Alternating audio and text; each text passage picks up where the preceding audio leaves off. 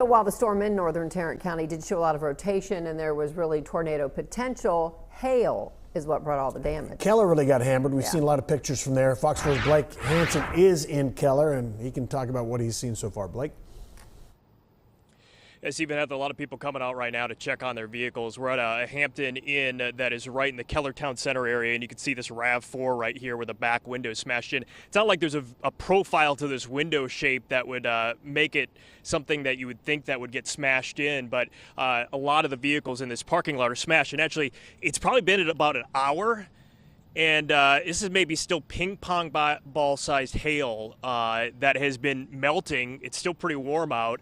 And so that gives you some sense. One woman here that was staying in the hotel showed me a photo that she had, and it was probably at least tennis ball sized hail that came over. They said it was incredibly loud, but thankfully everyone was inside the hotel. The hotel appears to be okay. It's just everyone's cars out here not covered. I could show you some video as well that we took throughout this parking lot where people have been coming out, putting tarps over their vehicles, certainly aware that there could still be more rain pushing through this area throughout the evening. I talked to one guy, Jeff, who lives here in Keller, but is staying at this hotel, believe it or not, been at this hotel for a couple months because he's got repairs at his home from the winter storm. So certainly someone who doesn't want to deal with insurance anymore, but now he came out to survey some of the damage with his vehicles that are in this parking lot. Talked to him a short time ago. It sounded like a bunch of rocks and just crazy pounding on the windows and on the outside and everything like that. So I kind of had a gut feeling that something might be pretty bad, and then unfortunately I've got two vehicles here and both of them busted out the glass and everything like that, so pretty bad deal.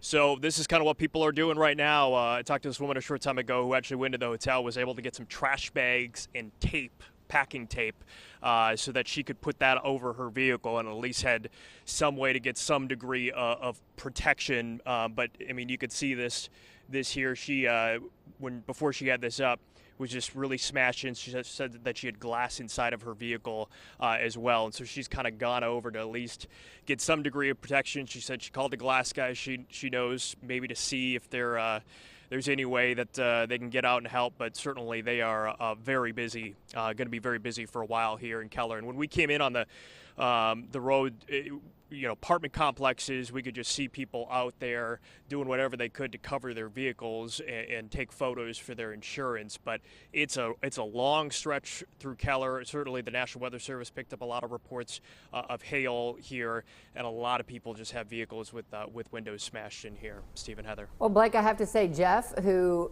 you said is dealing with repairs at home, seemed awfully calm now to be dealing with this. But I guess, what do? You get in the hotel and you stay safe if you can. And talking about that, any word of any injuries that you're hearing about, or was everybody, at least in this area, able to get inside? We haven't gotten any reports of any injuries. I can tell you that as we were driving in, obviously a lot of people had pulled over to get some degree of cover, whether it was a bank or a gas station, try to get some degree of protection over their vehicles. Hopefully there was enough of a warning. I mean, keep in mind there was a tornado warning for this area. You can see some people over here now checking out vehicles. There's plenty of people in this parking lot checking out their vehicles, but there was enough of a warning here at least that hopefully people were able to at least pull their car over to a gas station or something of the like, or at least get out of their car if they were in a car and get inside somewhere if there were a spot that couldn't get any cover. But so far we haven't heard any reports of injuries, but certainly that's something we may learn more about later on. Hey, Blake, I think you started, like I-35 up near Denton, and so you had a long drive. Is this the worst you've seen, just more of the same as you traveled over? Yeah, and we just missed when we were over at 35. We were kind of by that the Buc-ee's, right by Texas Motor Speedway, is where we were posted up because we knew that storm was passing south of us. So we avoided, for the most part, hail, just a couple little small pellets at one point in time.